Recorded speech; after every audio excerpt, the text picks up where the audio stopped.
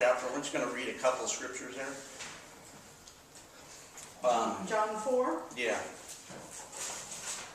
We'll start at John 4 and 24.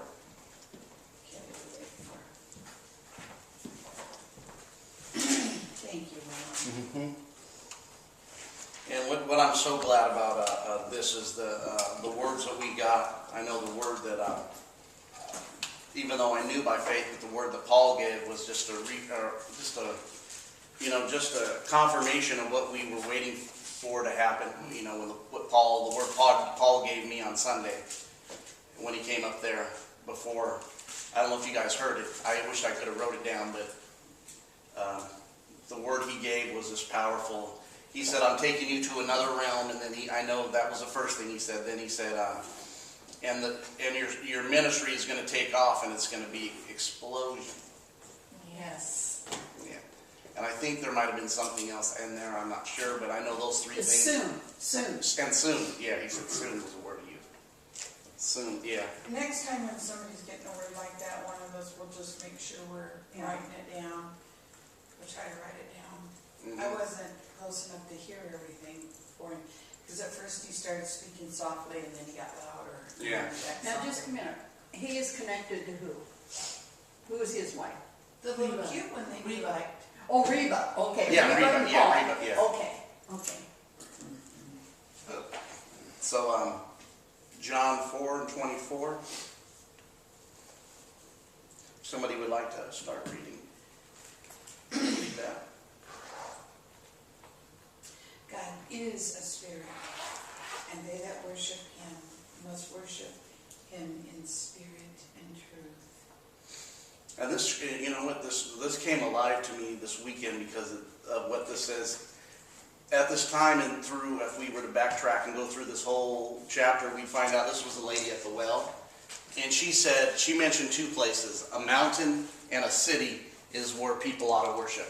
Jerusalem and the Holy Mount.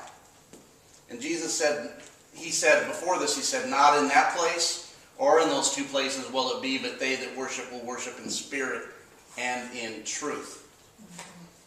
And as we grow in our understanding what is spirit and what is truth, there's a big shadow over Christianity, and it's in the praise and worship. It really is. There's a darkness over it. It seems like an angel of light because music's good to everybody, but they think the praise and worship has to do with how good your team is, what your team is, how many musicians you have. And he wasn't talking about that here. He said that true worship would be in spirit and in truth.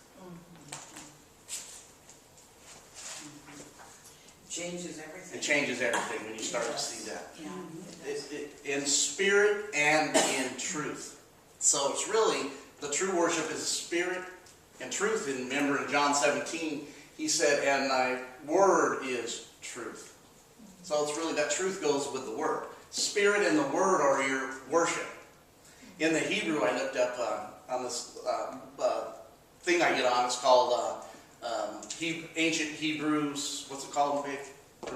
Ancient Hebrew. What's that website I get on? Do you know the last letter? It's It's AHC, but it's Ancient Hebrew. Going into the original language and the old beginning ram's head. There's a modern. They modernized it, but it never changed the meaning of it. The meanings didn't change. But when it goes through there, worship actually to them was, in the Hebrew, was not to worship an object or a thing. It was when I go before you and I bow before you, I acknowledge you is really what it means. And what it really is meaning is when I see and worship and pay homage or give you respect to the Christ in you, that's worship. I'm acknowledging you. It's acknowledging somebody else. They were very concrete in their thinking. They weren't abstract in their thinking. So they didn't really say, we have this image. God was trying to get them away from worshiping images through the Gentiles, right? Don't make your foreign objects. Don't make your foreign statues. Don't do all this stuff. And that's what we got to look is when we really see each other and acknowledge that Christ is in you, we are paying homage or worship to the Christ in each other.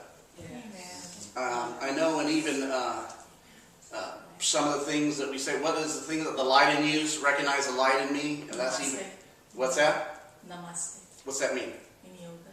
In yoga, yeah. I see the light in you and my light Right. recognizes your I light. see the light. I see the light in you, my light recognizes your light. So we've got to speak into emotionalism and music, and do you have a praise and worship team, but nobody's recognizing its spirit and truth. Yeah. Because they're looking at, because it's coming from another area. It's coming, and one of the things that hit me home, even though I knew it, said it, but it became such a reality to me. I am not the formed man. I am the created man in the first chapter. Amen. I'm not the second chapter, him formed out of the dust.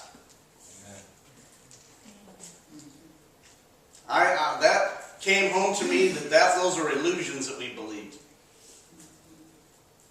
That's part of the deception that we've had within our own mind that we've had. We see ourselves, like Larry was saying, we see ourselves as sinner. We're tying ourselves into the form man.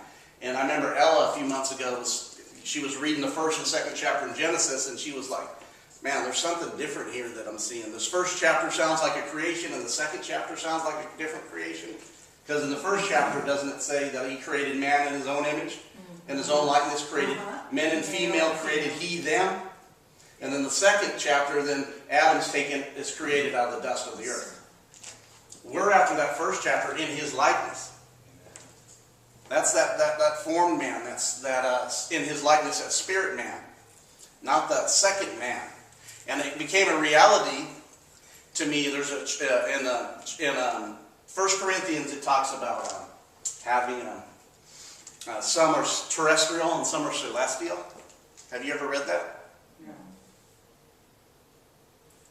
I'm coming to the realization for me in my revelation understanding, I am not terrestrial. I am celestial now.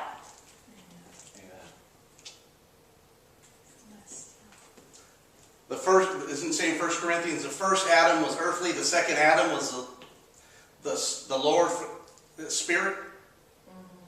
In 1 Corinthians it says the first man was earthly, the second man was spirit. You're of that. I mean, I am. It became a reality to me to this weekend, even though I had known it and I kind of understood it, but it became such a reality to me to know that terrestrial and celestial wasn't speaking about something in the future, that I am of the celestial being now. Like we have so many songs, when we all get to heaven, what a day of rejoicing that will be. When we all see Jesus, we'll sing and shout. Remember those songs we used to sing? Victory, and when we hit the celestial shores, I am on the celestial shore now. We're going to sing our victory right now. Now. Amen. And that's the kingdom, like you said, and we didn't go anywhere naturally. But watch, anybody read verse 25. So he tells the woman this. So in verse 25, anybody want to read? The woman saith unto him, I know that Messiah hath cometh, which is called Christ. When he is come, he will tell us all things. Go ahead. Jesus saith unto her, I that speak unto thee am he. And upon this came his disciples, and marveled that he had talked with this woman. Yet no man said, What seekest thou, or why thou talkest with her? The woman then left her water pot, and went away into the city, and saith to the men, Come, see a man which told me all things that ever I did. Is not this the Christ? Then they went out of the city and came unto him. In the meanwhile his disciples prayed him, saying, Master, eat. But he said unto them, I have meat to eat that ye know not.